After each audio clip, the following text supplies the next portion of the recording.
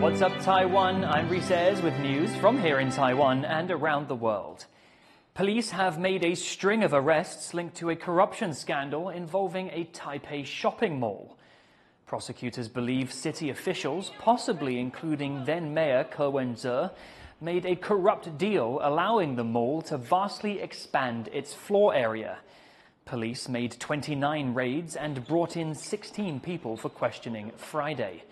Two of them, the former director of the mayor's office and a business person, faced detention for their alleged role in the financial side of the scandal.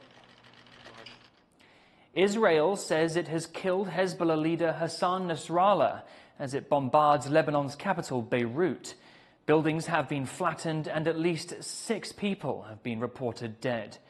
Escalation between Israel and the militant group Hezbollah is raising concerns of all-out war in the Middle East. Rick Glowett reports. Plumes of smoke rise over Lebanon's capital, Beirut, as Israeli missiles rain down. The most intense bombardment here in nearly 20 years.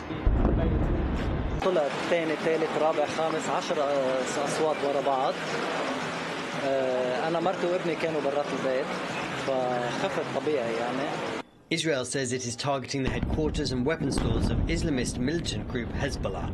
It's promised to dismantle the group. Hezbollah exploits and endangers Lebanese civilians, using them as a human shield for its weapons. We will not allow such a threat to be directed at Israeli civilians, global shipping routes, and vital facilities which any other sovereign state would never permit. Hezbollah denies that there are any weapons in the buildings targeted by Israel, and this latest bombing campaign will push up a death toll here that is already in the hundreds in the last week. Tens of thousands have been displaced. There is an Israeli aggression against Lebanon of unprecedented magnitude, and this aggression is in full swing.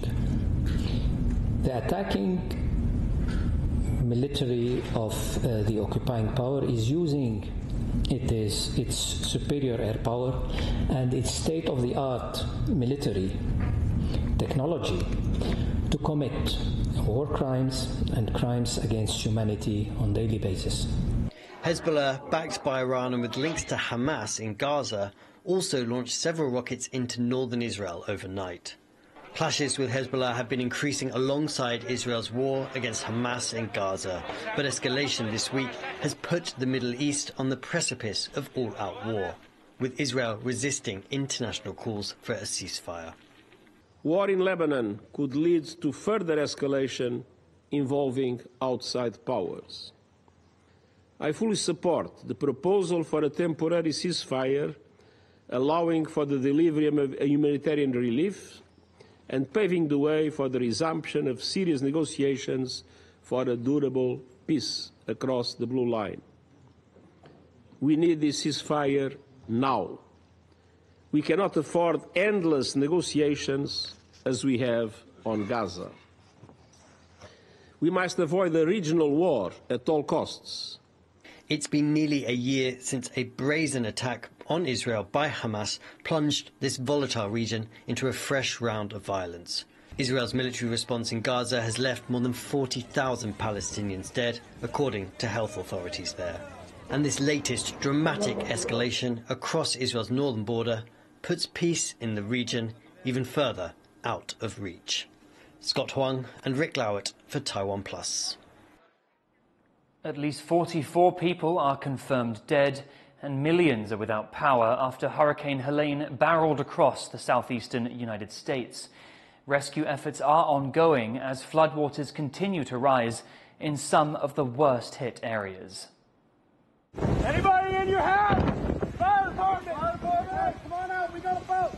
As night fell over the U.S. on Thursday, the Category 4 Hurricane Helene slammed into its southeastern states, bringing with it deadly winds and dangerous amounts of water. And as morning broke the next day, the true extent of the devastation was revealed, with some residents losing everything. I ain't got money to rebuild no more. I don't know what I'm going to do. I ain't got a house to worry about, though.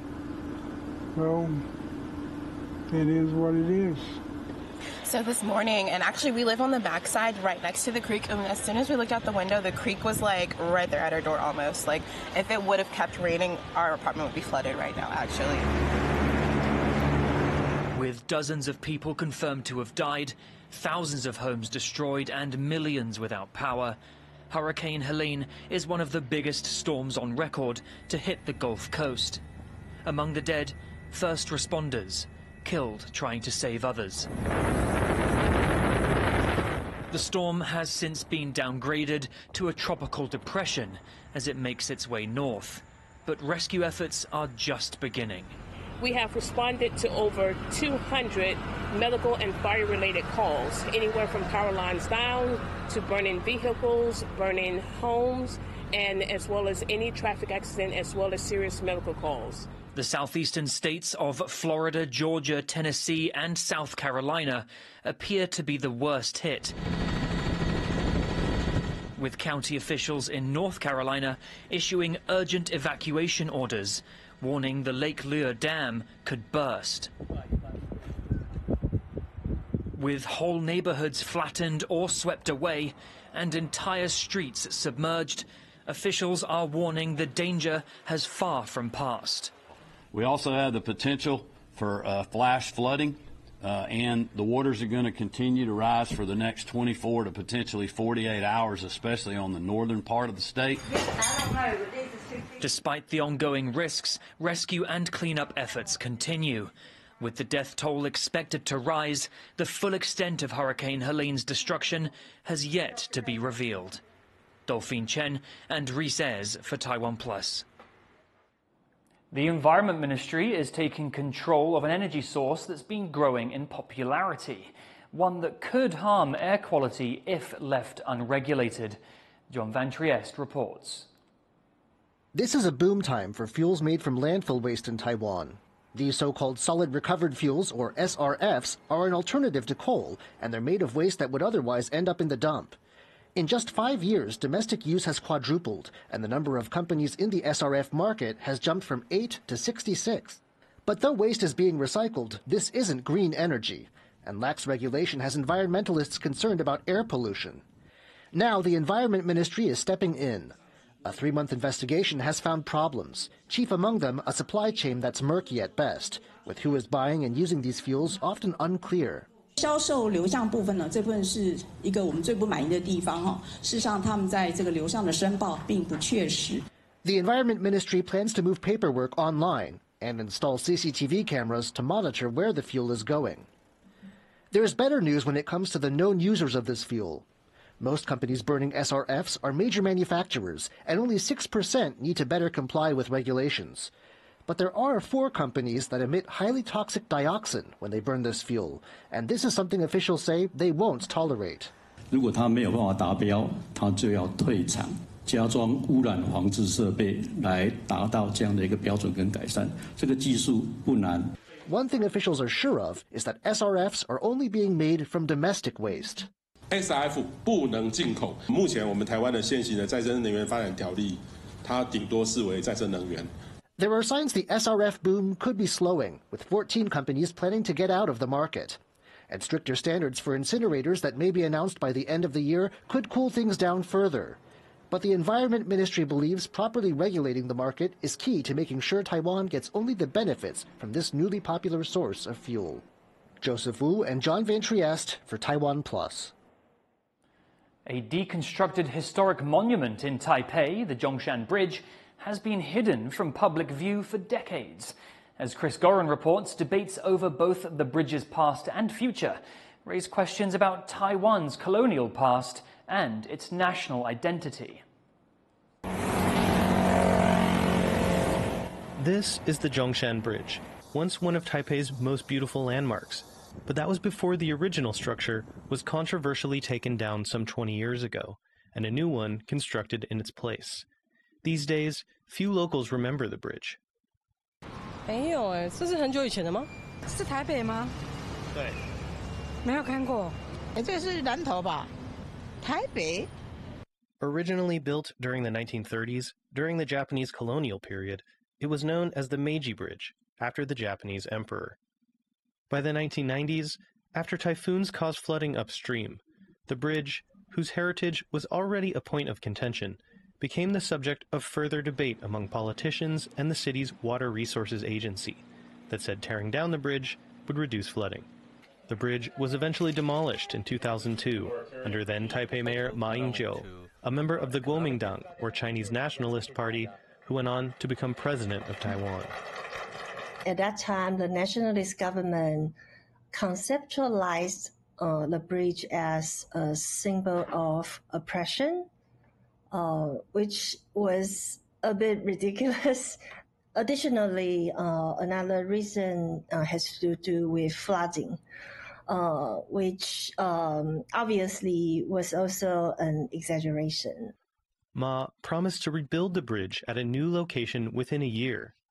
But 22 years and several changes in government later, the historic bridge remains in ruins under this highway bypass. Local city councilors are now pushing for its reconstruction. 其实历任的，就是说有4位市长，那再来，其实过去也有非常多的市议员都有在关注。那如果能够把中山桥这个议题完成，然后也能够让他们更能够理解过去台湾的历史的脉络是什么，我觉得这个是我们想要做的事情。But there are more complexities to Taiwan's understanding of its history than the preservation of a colonial structure. This is the Office of the President of Taiwan. It's one of the most important buildings left over from Japan's 50-year colonization in the early 1900s. And as the seat of government, it's also at the heart of Taiwanese national identity. People here are still debating the place of Japanese colonial rule in their heritage. It's a highly politicized issue, with opinions often divided among party and generational lines. After World War II, during Taiwan's authoritarian period, the nationalist government tore down several Japanese buildings, replacing them with those in a Chinese style, while more contemporary efforts focus on preserving their original appearance.